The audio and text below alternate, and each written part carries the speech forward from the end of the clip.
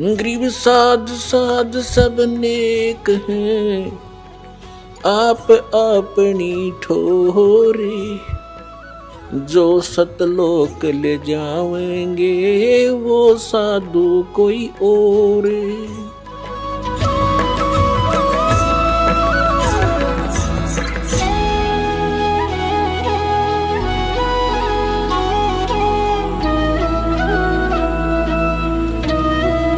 तो इसी प्रकार ये काल ने स्वयं, इसमें श्री कृष्ण जी के अंदर स्वयं काल प्रवेश कर गया।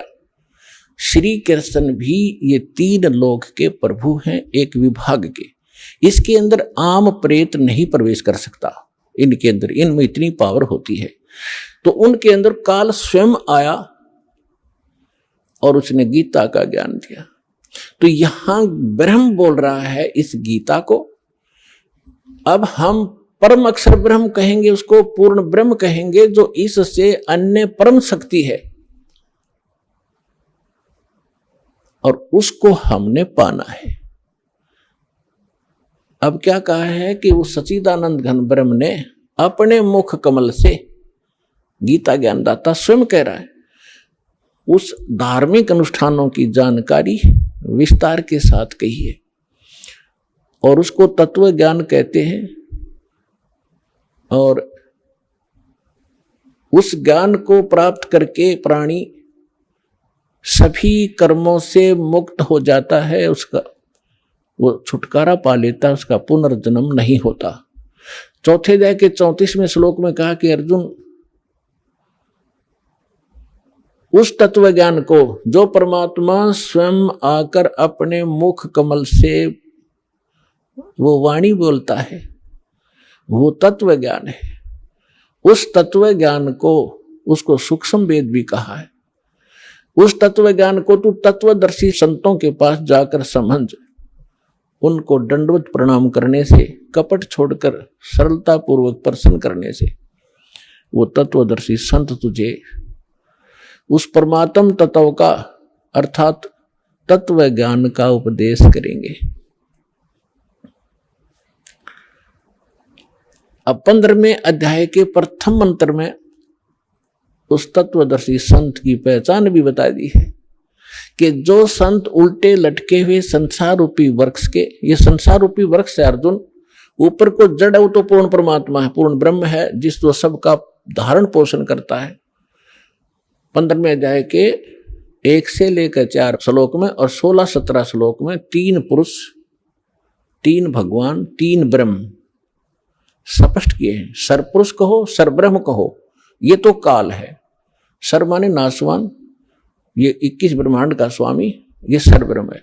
और दूसरा अक्षर ब्रह्म, अक्षर पुरुष कहो, चाहे प्रभु कहो, स्वामी कहो, राम कहो, ब्रह्म कहो, ये 7 संख्य ब्रह्मांड का स्वामी है। इसकी आयु बहुत लंबी है, लेकिन इसकी भी मृत्यु है, इसलिए इसको भी अक्षर पुरुष कहा है। ये चिरस्थायी है।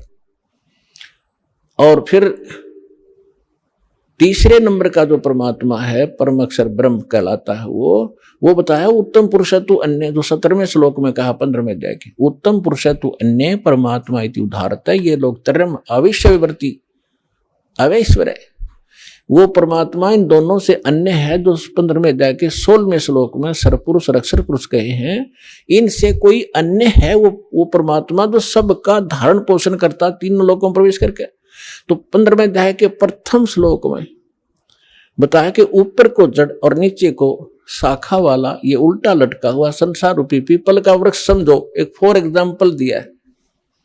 और जो संत इसके सभी विभाग बता दे, न्यारे न्यारे, भिन्न भिन्न, स वेदविद, वह वेद के तात्पर्य को जानने वाला है, वह वेद का ज्ञाता है, वो तत्वदर्शी संत है। तो पुण्यात्माओं, 600 वर्ष पहले परमात्मा स्वयं आए थे, जैसा उनका विधान है कि वो स्वयं आकर अपने मुख कमल से उस तत्व ज्ञान का प्रचार करते हैं, जो हमारे नकली धर्मगुरुओं ने, डुप्लीकेटों ने रिजेक्ट करके कूड़े की टोकरी में डाल रखा था, धानक जुलाहा कह के, उसकी वाणी झूठी कह के। आज दास को परमात्मा ने जोरी बनाया, उस लाल को परखा और उसको कूड़े की टोकरी से उठाकर आज सिद्ध कर दिया कि Kabir is God, Kabir is God, Kabir is complete God.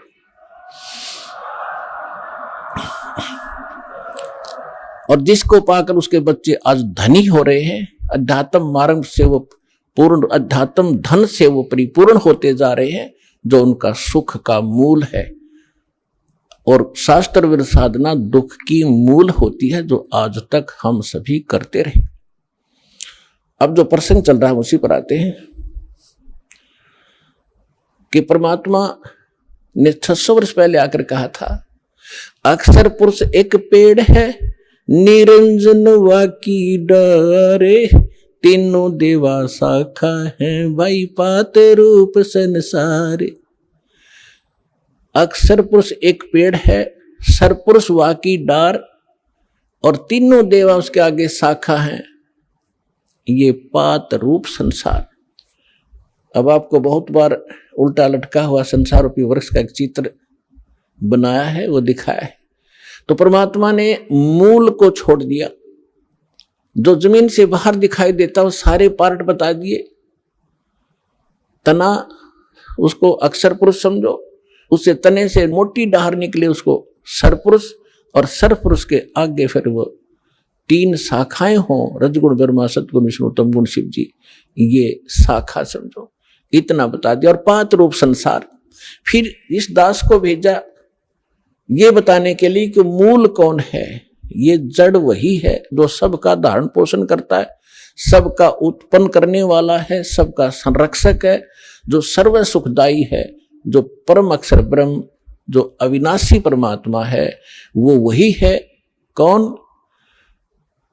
अब दास ने बताया कि इसमें परमात्मा को पहचानने में दोनों पहलू काम करेंगे। एक तो हमारी थ्योरी, हमारा जो सिलेबस पाठ्यक्रम, और साथ में प्रैक्टिकल। पाठ्यक्रम बता रहा है, और फिर वो प्रैक्टिकल, जिन्होंने प्रैक्टिकल किया, उन महापुरुषों ने जिनको भगवान मिले, सचखंड लेकर गए, सतलोक ले गए, फिर वापस छोड़ा, उनमें से 6-7 शुभ नाम दास का याद है।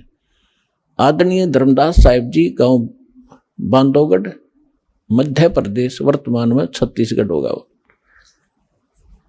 और आदरणीय मलुकदास साहिब जी, आदरणीय नानक साहिब जी, जो सिख धर्म के प्रवर्तक माने जाते हैं, आदरणीय दादू साहिब जी, आदरणीय गरीबदास साहिब जी, गांव छुरानी, जिला जज्जर, हरियाणा वाले, आदरणीय गीसा दास साहिब जी, गांव खेखड़ा, जिला बागपुर, उत्तर प्रदेश वाले, आदरणीय स्वामी रामानंद जी, काशी वाले। तो इन महापुरुषों में से आदरणीय गरीबदास साहिब जी के विषय में दास बताना चाहेगा। उन्होंने कहा कि हम सुल्तानी नानक तारे दादू को उपदेश दिया, जात जुलाहा भेद न पाया, वो काशी माहे कबीर हुआ। अनंत कोट ब्रह्मांड का एक रति नहीं भारे, सतगुरु पुरुष कबीर हैं ये कुल के सिरजनहारे।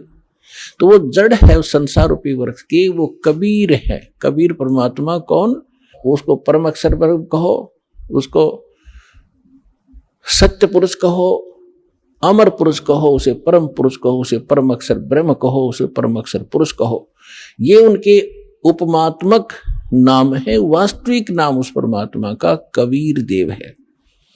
उसको अल्लाहु अकबर कहो, कबीर देव, कबीर साहब, अल्लाहु अकबर, कबीर भगवान, अल्लाह माने भगवान, अकबर अकबरी, अकबीर कबीर, ये कबीर को ही अपभ्रंश करके अकबर बोलते हैं। जैसे हम कबीरू बोल देते हैं, कबीरा बोला करते थे। जैसे गरीबदास जी को गांव वाले गरीबू कहा करते थे। तो ऐसे हम अपभ्रंश करके अपने नाम रख लेते हैं। उनका वास्तविक नाम है कबीर देव, अल्लाहु अकबर, अल्लाह कबीर, गॉड कबीर।